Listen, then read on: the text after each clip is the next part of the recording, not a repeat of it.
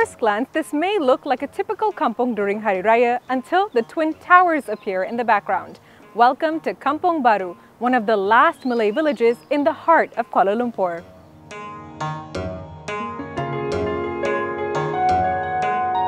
Although it may translate to new village, Kampung Baru is anything but new, dating back over 100 years.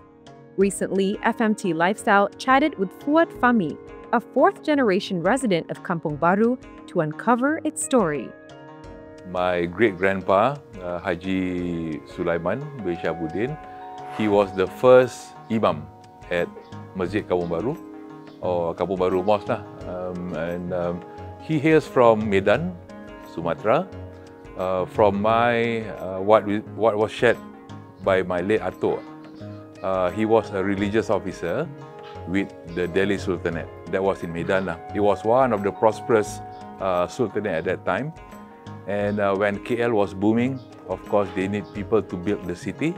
So hence, he was tasked by the authority or by the sultanate to come here and to be the first imam. And that was in 1907. And after 20 years serving the community, he was given this piece of land. And we've been staying here since 1927. So 2 years' time will be 100 years. But Fuad is no ordinary kampung man. He's on a mission to turn his humble village into a thriving tourist destination. After furthering his studies in tourism, he spent years leading Malaysians on tours around the world until one day, an idea he had changed everything. So, you know, whenever I lead groups overseas, we call it tour leader, I have the chance, I visit Tourism Malaysia office. There was little or no mention about Kampung Baru, despite us being 700 meters from the tower. So after many years of working, I got tired of a lot of things. My hair all white. So in 2016, finally I told myself, why don't I do a tour here in Kampung Baru, right? For almost 10 years, Fuad has been leading walking tours called Magical Kampung Baru, welcoming visitors from around the world to experience the beauty of traditional kampung life.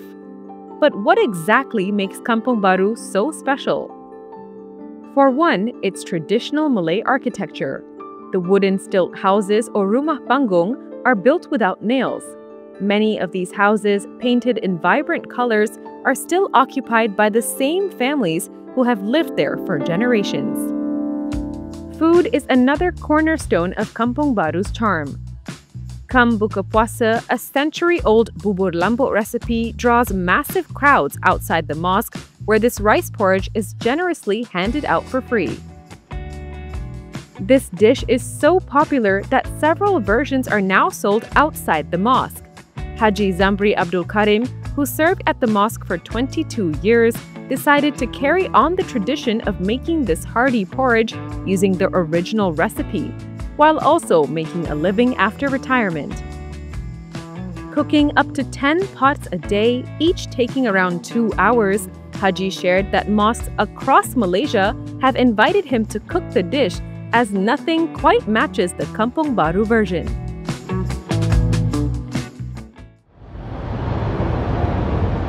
Another hidden gem is a quaint little shop that sells kuih raya all year round. Here you'll find 65-year-old Makcik Rosna Abu Sama, a third-generation kuih maker who learnt the craft from her elders. It's so old school they never bothered with a business name and only accept cash.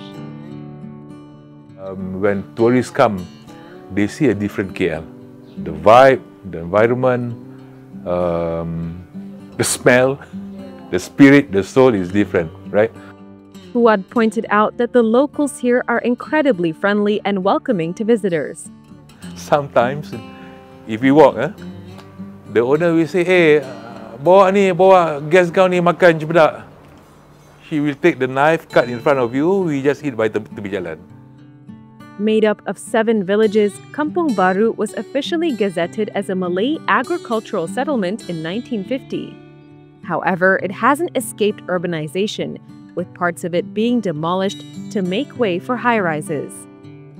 My only hope is that the younger generation, they will have a sense of belonging in Kampung Baru, right? Because you don't find other places like this anymore.